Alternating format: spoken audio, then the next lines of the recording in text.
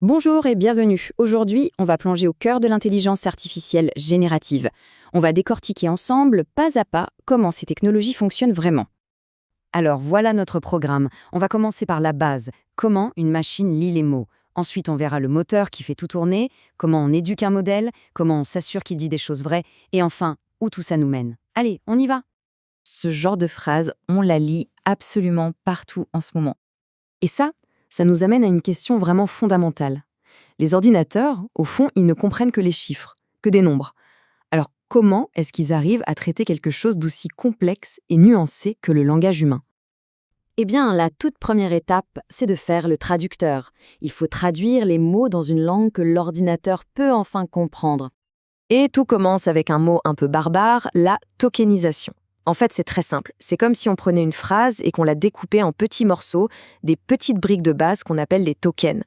Mais là où ça devient malin, c'est que les modèles d'aujourd'hui ne se contentent pas de couper les mots.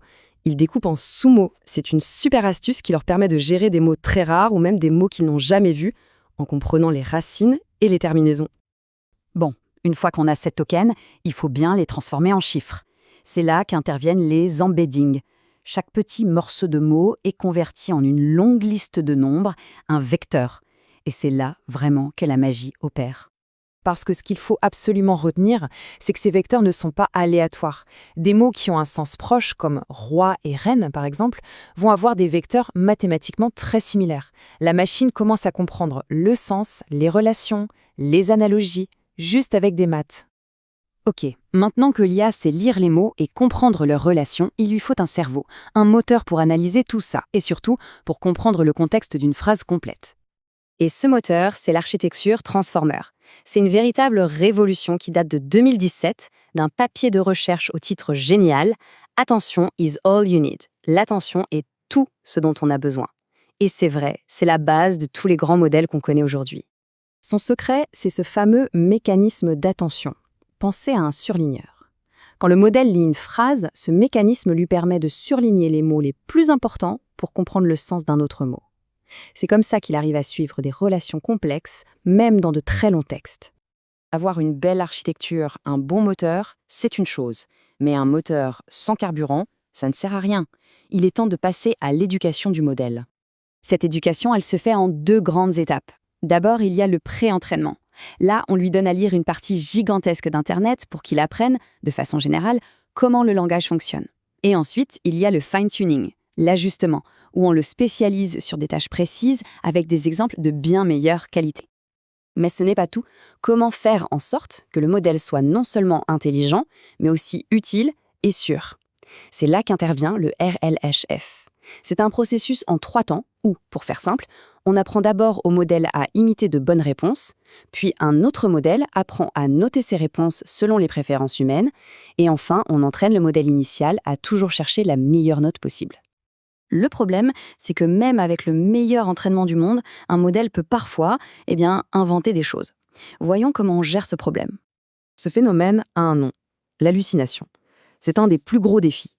Le modèle va générer une information complètement fausse, mais il va la présenter avec un aplomb, une confiance totale, parce qu'il n'a pas de conscience de la vérité.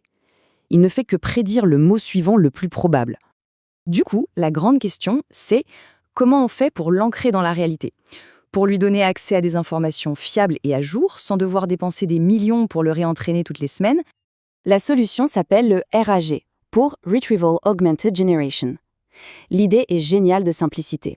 C'est comme si, avant de répondre à une question d'examen, on donnait à l'IA le droit d'aller chercher la réponse dans une bibliothèque. Concrètement, ça se passe comme ça. D'abord, le système utilise la question pour chercher des documents pertinents dans une base de données, qui peut être privée et à jour. Ensuite, il injecte ces informations dans la question initiale. Et seulement après, le modèle génère sa réponse, mais en s'appuyant sur ces faits qu'on vient de lui fournir. Et les avantages sont énormes. Ça réduit drastiquement les hallucinations, ça donne accès à des données fraîches, ça permet de citer ses sources pour qu'on puisse vérifier, et tout ça sans un réentraînement qui coûte une fortune. C'est une technique absolument clé. Voilà, les tokens, l'architecture Transformer, les méthodes d'entraînement et le RAG. Toutes ces briques qu'on vient de voir, ce sont les fondations sur lesquelles on construit des systèmes de plus en plus bluffants. Pour se rendre compte des progrès fulgurants, il suffit de regarder l'évolution de la fenêtre de contexte. C'est en quelque sorte la mémoire à court terme du modèle. En quelques années à peine, On est passé de l'équivalent de quelques pages de texte à un roman entier, que le modèle peut lire et comprendre d'un seul coup. On a donc fait tout le chemin, de la plus petite brique, le découpage d'un mot, jusqu'à des systèmes capables de raisonner, de vérifier des faits et de mener des conversations complexes. Chacun de ces concepts est une pièce essentielle du puzzle. Et tout ça, ça nous laisse avec une dernière pensée, une question vertigineuse.